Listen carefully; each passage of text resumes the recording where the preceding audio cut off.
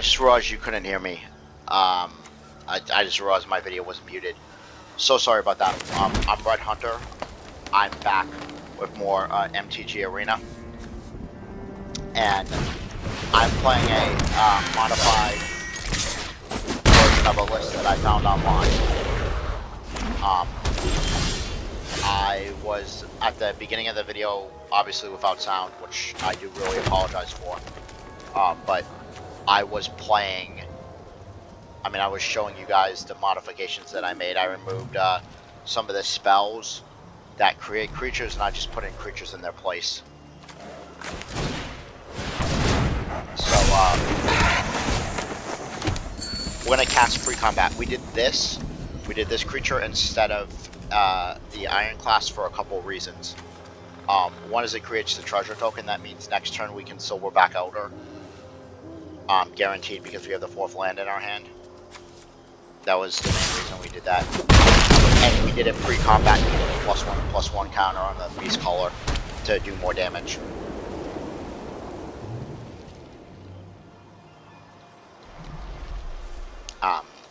That's about it. So you're gonna take out the Beast Caller, which is fine. We're not upset by this. There is an argument to be made that I should do this instead, because I can pay for green using life.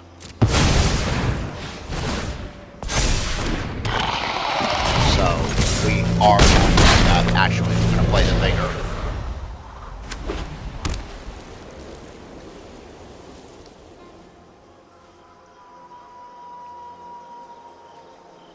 What deck is this? I don't know, but I think you're dead next turn unless you like wipe the board. Because even if you single target remover the Vigor, the pack leader is going to get a counter. You're at 7 life. So unless you both remove a spell and yeah, it's not going to save you. It's a cute thought, though. Again, I'm gonna play this pre-combat only because it's gonna pump all my creatures. We don't even need to. Although, if we watch this, now we can do it twice. We can do both pre-combat. Not that we needed to, I don't think, but better safe than sorry. So like I said, I apologize again for starting the video on mute. I would appreciate it if people would like the video, subscribe to the channel if you haven't. Let me know also what changes, if any, you would recommend for Mono Green Stomp, and let me know what you're playing in Standard, because like I said in the last video, for those that maybe didn't watch it, I literally I'm returning to this game. I play, so I'm not been out of Magic. I play a crap ton of Commander in person. I play almost weekly, and at a local game store, but I'm out of the Standard meta, so I'm excited to jump back into the Standard meta. And I've always enjoyed playing fast decks, aggro, but this deck can be very mid-rangey, so I like this. I looked at a red list, and I looked at this green list, and I like the green list a lot better. I think green got a lot of powerful tools in this set, and I'm like really happy to have it.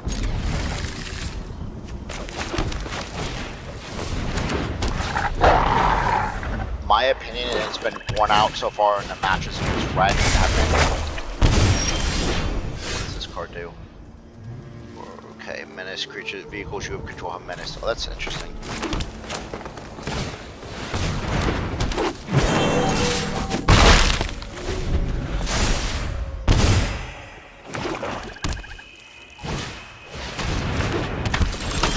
this thing again. So it's interesting because should I beast color or should I guarantee?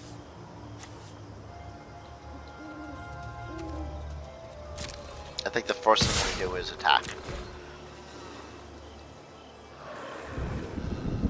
And I want you to trade.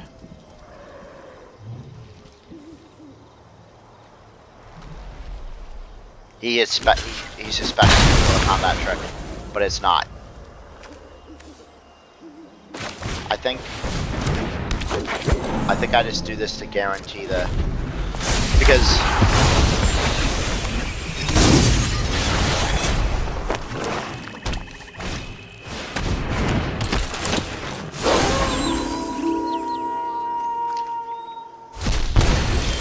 I'm okay with this.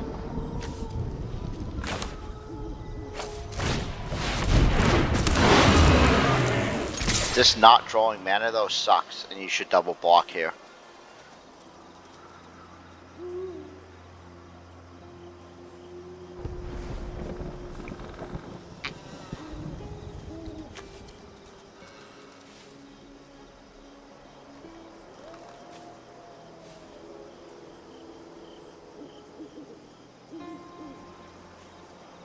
This not drawing mana is like really bad.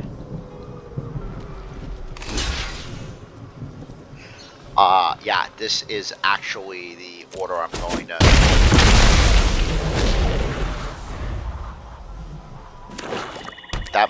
That attack might have been a mistake, but you know what? I'm okay with it. Oh, you didn't blitz this. Oh, nice. This is a big oops. I can't stop the menace creature, but I can stop the other one. Or not.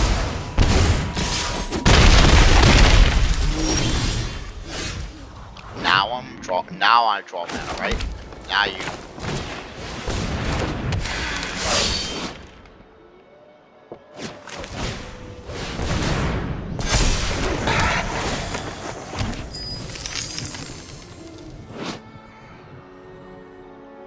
I need to empty my hand at this point.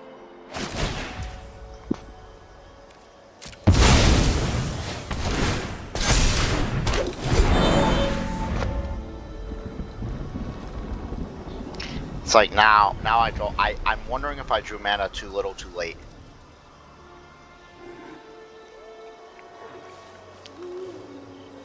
If I did a 5 on the board, that'd have been an amazing.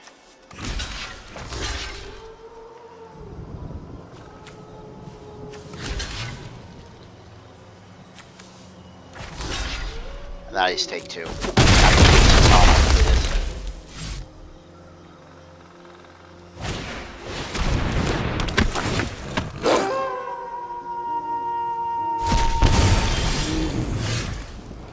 Yo, no, this is not.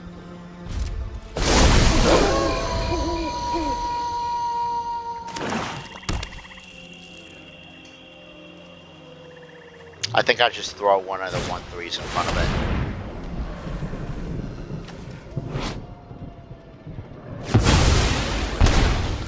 I'm dead. Yep.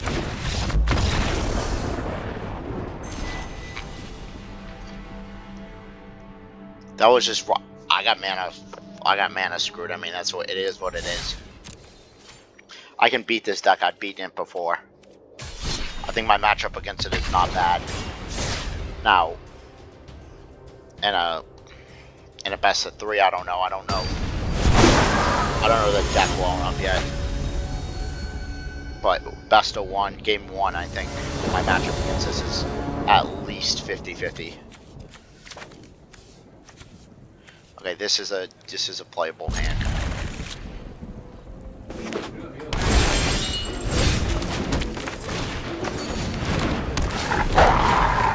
So we got to do this. I think. Yes. Not this crap again.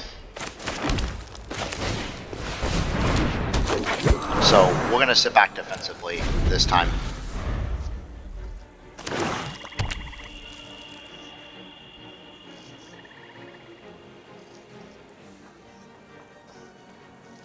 If he kills that creature, it changes what I'm doing, but...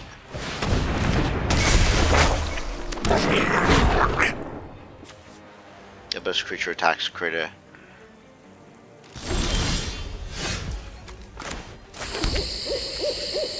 So, what we want to do is, we want to create a treasure token for next turn. And we could... 1, 2, 3, 4, 5... I don't... Should we do this? Because this makes us vulnerable to like a meat hook massacre or something. Whereas... it actually doesn't matter. We should do this.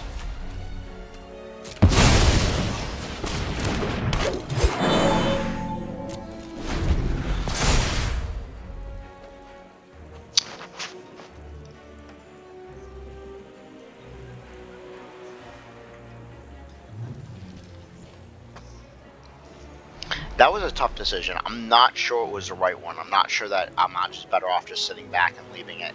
Because those are creatures that I can play to activate the abilities. I'm not sure, but the reason I did it is because if the creatures survive, it guarantees me to be able to play the Silverback Elder in back-to-back turns. Like, without having to worry about land drops. Versus potentially being able to play it once. So that's why I did it. Again, I don't know if that's the right decision.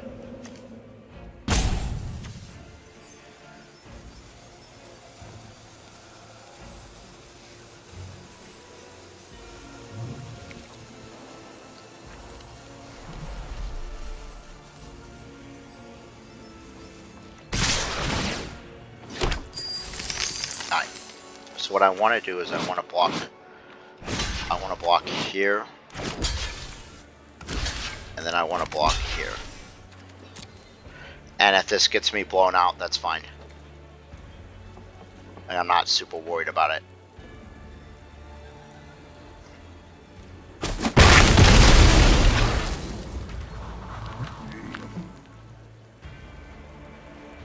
Now I'm expecting the one that when it comes into play, you remove creatures.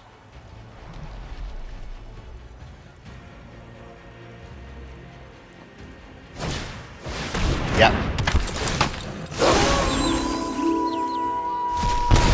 I'm like literally able to predict things. Should I swing?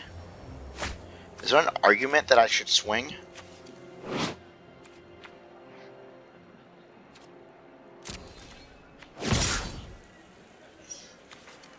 Yeah, that is vigilance and trample. There's no reason not to do this.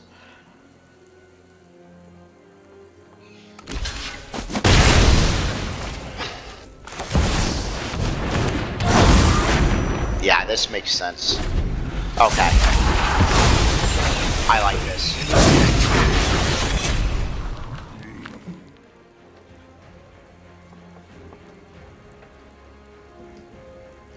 I like this. I like this line of play. Hopefully it doesn't get me like blown out.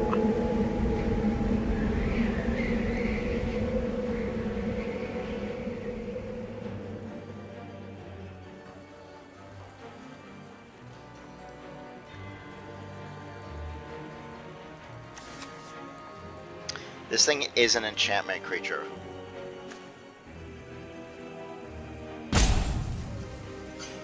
I mean, oof.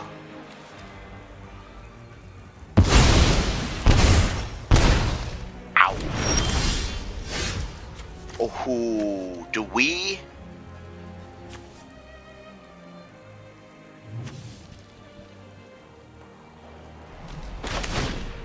You know what I like? I like destroying that. And I like attacking it. Yeah, this is good. Are you going to be able to destroy both creatures? Yeah, the Defiler is a natural target. I don't blame you for that shit.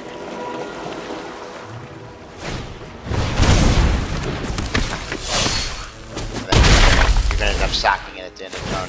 Yeah.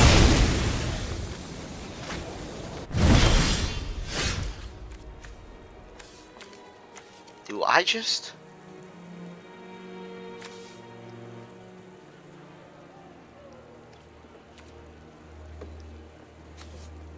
There's an argument for swinging for 9. There is an argument for swinging for 9 and just gaining for 4 life. But there's also an argument for... I think I just go to combat.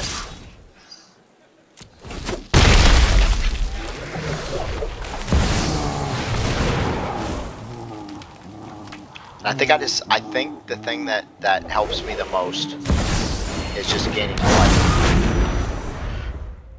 Because now we double trigger next turn. Unless you kill one, of course, but there's always that possibility.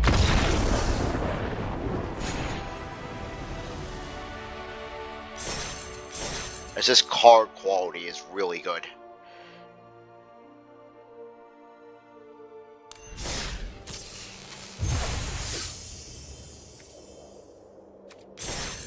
So in the interest of these not being like super long, I'm gonna probably go ahead and call this in just a minute. I just want to go over the deck again. And what I was saying earlier was that I'm going to be creating the quest decks for each of the colors besides green so that I can easily do the quests for the gold. But what I did was I removed the Invoke the Ancients. And then I added 2 Silverback Elders and a Scarith. Sarith the Viper Fang. I did this for a couple reasons. One is because, as you saw, my creatures benefit when I cast other creatures. So, or permanent spells. So it makes sense to me to remove spells that create permanents and just put creatures permanents in their place. And also, with this card, it does 3 things really that help the deck. First is my attacks, which I'm going to be turning cards sideways a lot. My attacking creatures have Death Touch, which almost always ensures profitable trades at the very least. When my creatures are untapped, they have Hexproof, which makes them harder to target. Means you got to target with things that hit multiple creatures, and then for 1 and tapping this creature, I can just untap another creature at instant speed, which lets me like fizzle spells potentially if I have a mana untapped and this thing doesn't have summoning sickness. So this could protect my Beast Callers, it could protect my Defilers of Vigor, it could protect my Silverback Elders and anything else. So I think it makes the deck stronger. That's why I made the change that I did. I still like the rest of this. I still like the pressure that this deck brings. I think the changes increase the pressure. They don't decrease it because now the deck builds on each other better. So what I recommend to players is if you want to get good at deck building, and especially newer players, there's nothing wrong with using internet lists. Even like internet lists that are not quote unquote professional from the people that are the Magic pros. Like you don't need to wait for a pro. They don't call them pro tours anymore. You don't need to wait for a Magic Fest to build a deck and jump into standard. You can look at online lists. You can look at decks that go like 5-0, 4-1, stuff like that, or even a list that you like. But the thing is remember that lists are starting points. You don't want to be afraid to tinker. Don't think that just because somebody knowledgeable or a YouTuber or a Magic Pro made this list that is the best possible version of the deck. That doesn't the meta is always evolving, and the best standards anyway. The meta is always evolving, and even if it's a card or two that you change out, you could give yourself a pretty big advantage, and you can improve your deck. Even if you improve it slightly, that slight improvement over many games makes a big difference. So I'm going to continue to tinker with this. This is probably most assuredly not the final version of this, but we'll see how it goes. But we'll see how it goes in the next video, because I'm gonna go ahead and call this one here. Please like the video, please subscribe to the channel, and like I said, leave me comments about what you're playing in Standard, what you think of the deck, any suggestions you have for me. I'm always open to feedback. Until next time, Red Hunter out.